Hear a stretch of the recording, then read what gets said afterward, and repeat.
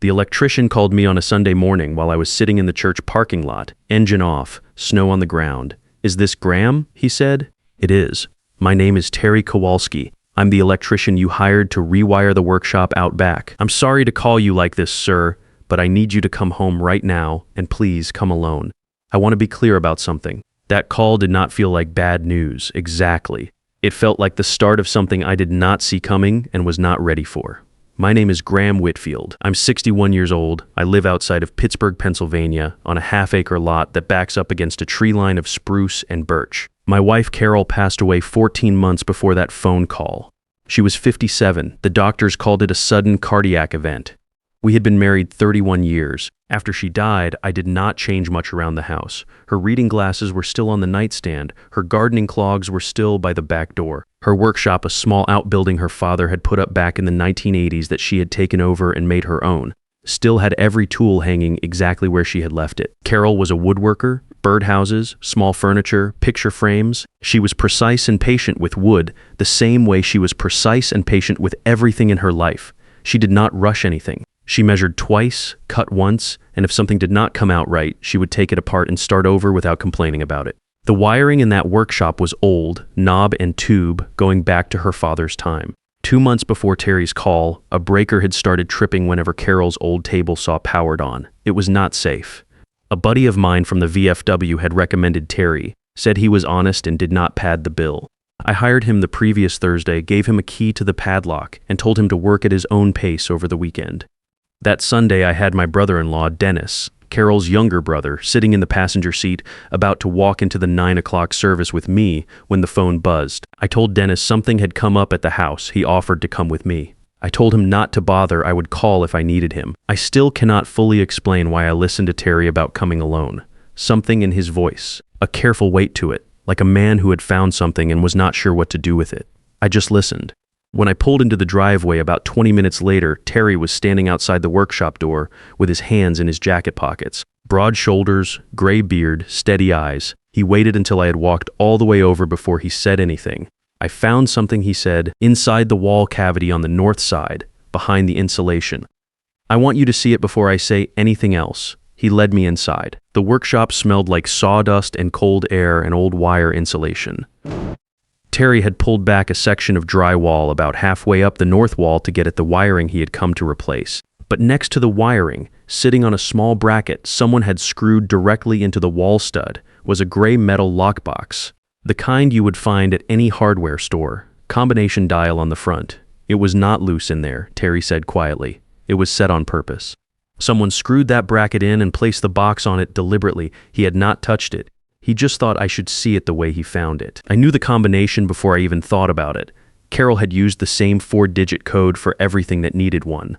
Our oldest grandson's birthday. I crouched down in front of the box, turned the dial, and the latch opened. Inside there was a USB drive, a small notebook with a brown cardboard cover, the kind she used to keep in her apron pocket when she worked, and underneath both of those, a sealed envelope with my name written on the front in her handwriting. I sat down on the cold floor of that workshop and I did not move for a long time. I thanked Terry, paid him for the weekend's work, and asked him to finish the rewiring the following week. He asked if I was all right. I told him I honestly did not know yet. He nodded the way men from working towns nod when they understand that some things do not have quick answers, and he left without another word.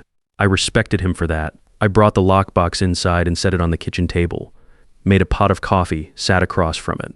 Carol had hidden that box before she died. She had screwed the bracket into the stud herself. She had placed the box on it, locked it, and let that wall get sealed back over it.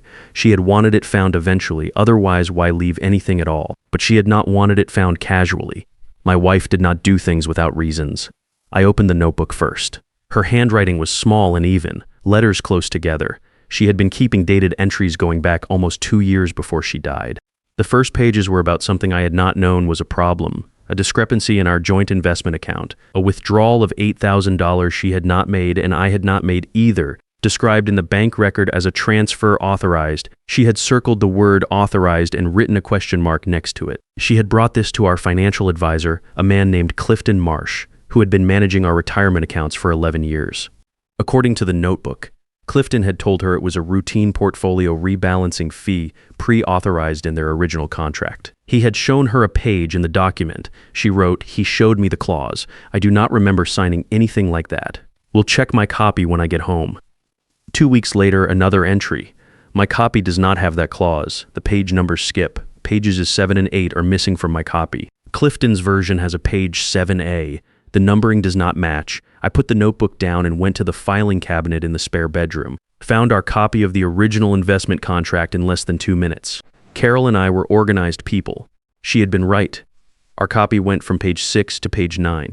The numbering jumped. I had signed that contract without noticing. Carol had noticed, and she had said nothing to me, and she had started keeping records. I went back to the notebook. Over the following months, Carol had tracked 7 more transfers, ranging from $4,000 to $22,000 each, all described in similar language, all unauthorized as best she could tell. She had written the dates, the amounts, the account descriptions, and her own notes next to each one, neat columns. The kind of record keeping you do when you know you're going to need it later. The total came to just under $90,000. But that was not the part that stopped my breathing. Partway through the notebook, the tone of the entries changed. Carol had started feeling unwell, fatigue she could not account for. Heart palpitations, a shortness of breath that came and went without any obvious reason. She had gone to see her doctor, a GP named Dr. Harpit Sandhu, who ran blood work and an ECG and told her that her heart was showing some early signs of arrhythmia. Not uncommon in women her age, he said. Manageable with medication and lifestyle changes. She started a prescription. The symptoms did not improve, they got worse. And then there was a line written in the margin of one entry, the handwriting slightly less controlled than the rest of the page, like she had written it fast or with some emotion behind it. The supplements? When did I start taking them? Check the date.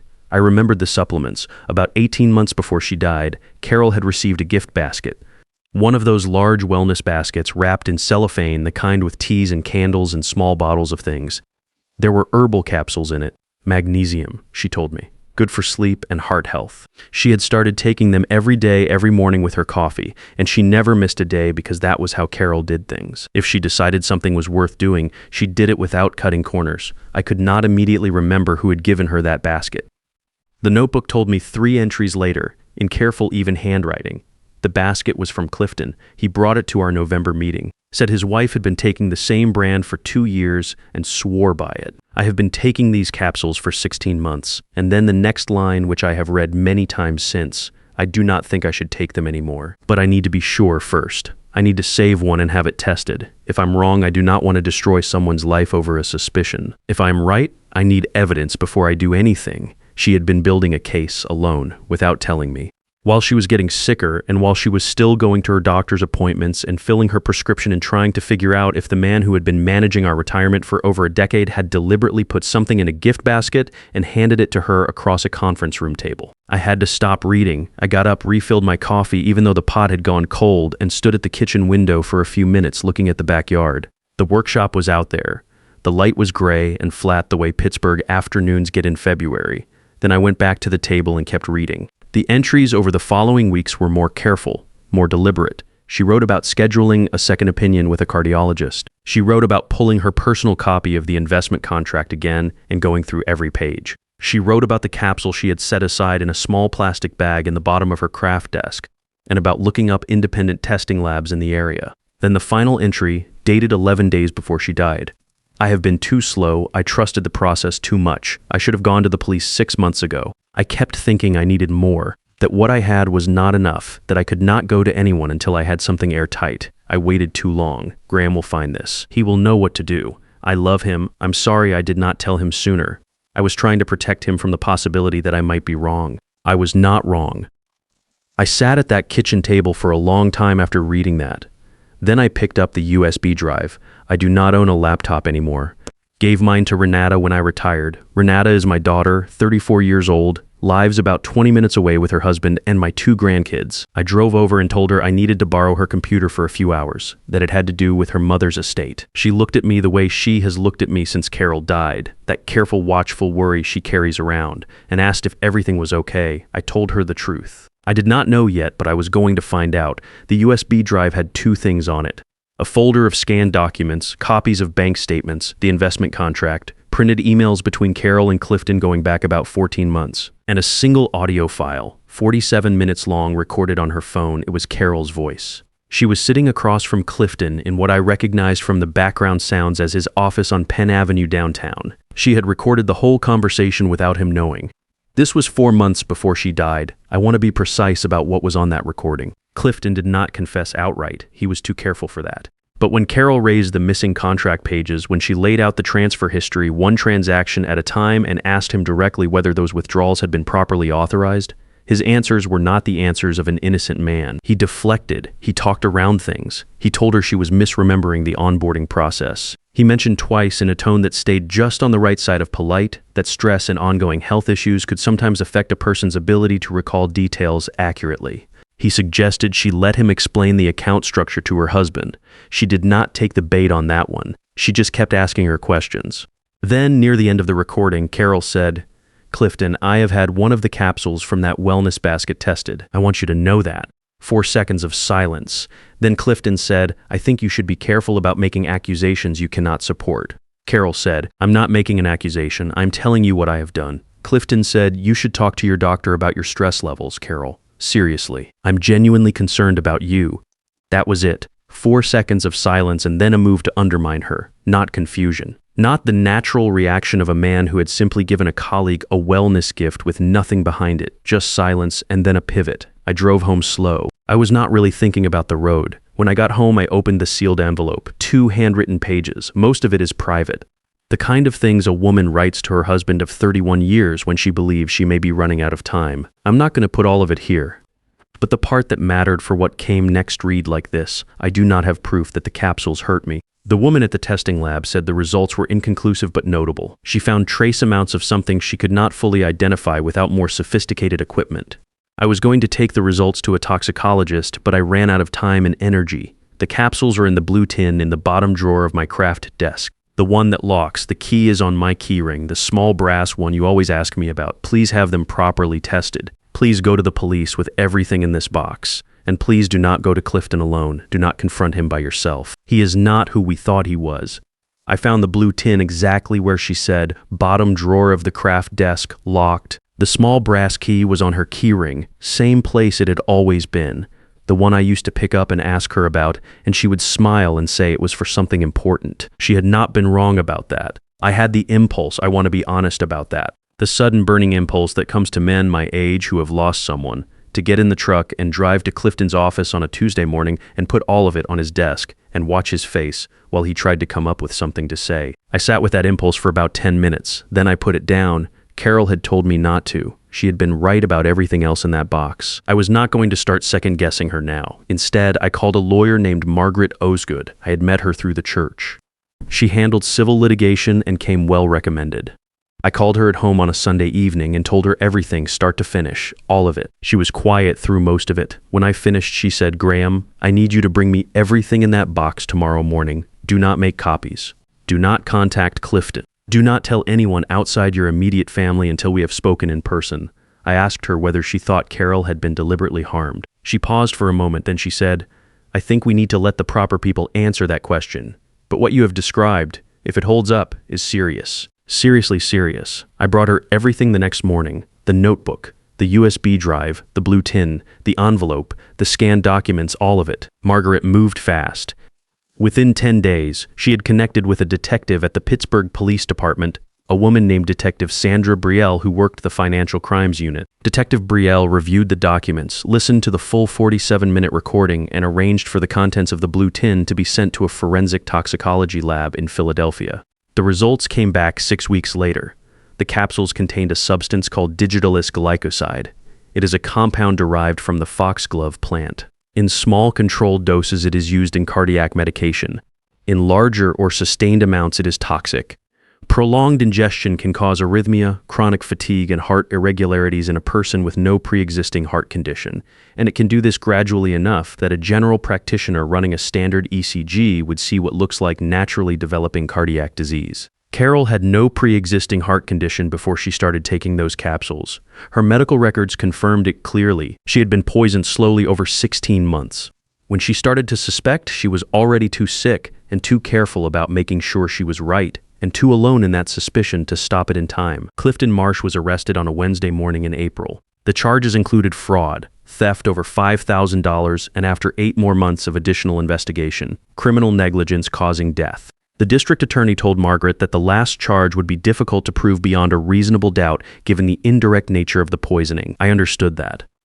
The law is not always the same thing as justice, and I had made my peace with the difference by then. What the investigation also turned up was the part I have had the hardest time sitting with. Dennis had been in serious financial trouble for about 3 years before Carol died. Gambling debts, the kind that do not go away and do not stay quiet. The investigation found a series of cash deposits into his bank account made over the same 16-month period during which Carol had been getting sick. Small amounts. $2,000 here, $1,500 there. They traced back through a series of transfers to an account connected to Clifton's wife. Dennis had told Clifton about our investment accounts. He had told him roughly how much was in them and that Carol was the one who paid close attention to the finances. The detective described him carefully as a facilitator. Whether Dennis had known exactly what Clifton intended to do with that information was harder to establish. He said he had not known. He said he had thought Clifton was going to redirect some funds quietly, that Carol might not notice, and that he had needed the money, and had told himself it was a kind of loan he would eventually pay back, and that he had not let himself think too hard about what he was actually doing or where it was going. I have known Dennis for 31 years. He was standing at the hospital the night Carol died. He gave a speech at her funeral. He was sitting in my passenger seat the morning Terry called.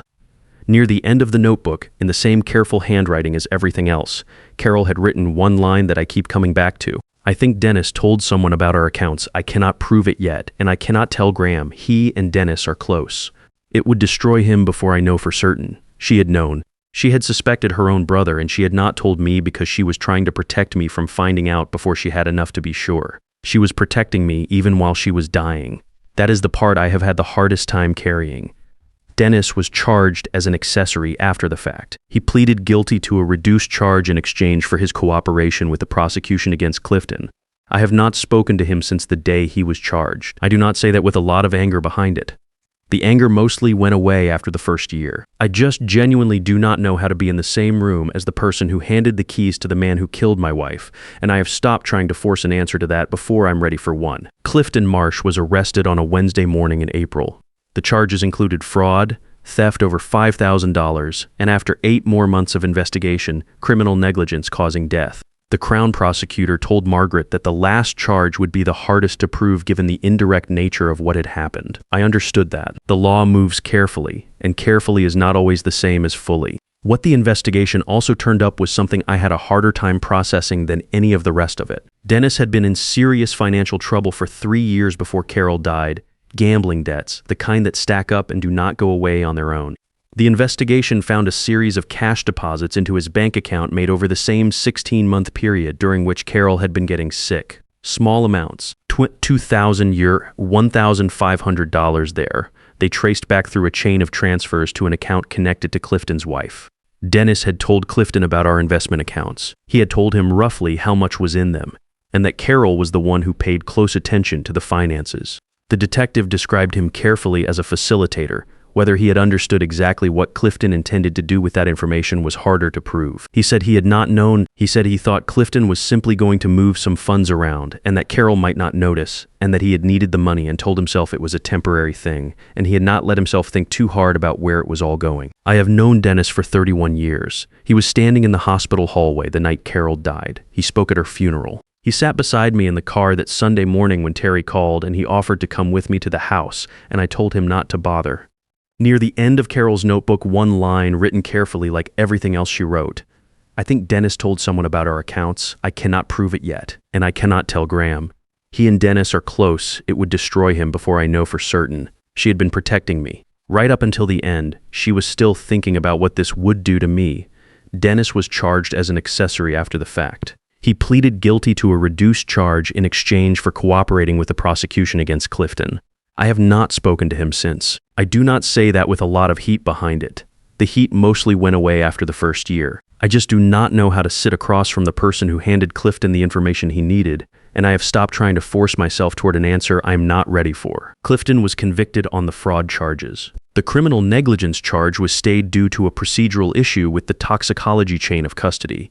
something about how the samples were logged before they reached the lab in Toronto. Margaret explained it clearly. I understood it in theory. I could not absorb it the same way emotionally. He served 14 months. The civil suit Margaret pursued separately resulted in a settlement that returned most of the $90,000 plus significant additional damages. I donated a portion of it to the cardiac unit at the hospital that felt like the right thing to do with it. I still live in the same house. Terry Kowalski finished rewiring the workshop and I have started using it. Slowly, the way you ease into a space that belonged to someone you loved, trying to figure out if you belong in there yet. I have been making a birdhouse. It is not a good birdhouse. The joints are a little rough and one side sits slightly off square. But Carol would have helped me fix it, and somewhere in the act of making a bad one, I feel her around me more clearly than I do in a lot of other places. The letter she left me, the 2 handwritten pages in the sealed envelope, I have read many times now. Most of it is private. The kind of things a woman says to her husband of 31 years when she believes she may be running low on time. But there is a line near the end I keep returning to. She wrote, "You always trusted people more easily than I did. I love that about you. Do not stop. Just be willing to look carefully at the ones who are very close." I think about that a lot. About the difference between trusting people and simply not wanting to look. About how the people most capable of hurting us are almost always the ones we decided long ago that we trust without question. Carol understood that. She understood it while she was sick and working alone in a cold workshop late at night, writing careful notes in a small brown notebook and hiding it in a wall because she did not know who else to tell. She documented everything. She saved the capsules. She recorded the meeting. She left the key on her keyring and the instructions in the envelope and trusted that I would find it all and know what to do. She was right to trust me with it. I just wish she had not had to carry it alone. If you are the kind of man who signs things without reading every page, who trusts the people in your corner without ever checking their work, I'm not saying you're wrong to do that. I was the same way for 31 years, and I do not regret the life that came from it. But Carol taught me something in those pages she left behind. Trusting someone is not the same as deciding in advance that they cannot disappoint you. Pay attention to the people closest to you. Not with suspicion, just with open eyes. The ones who love you deserve that much, and so do you.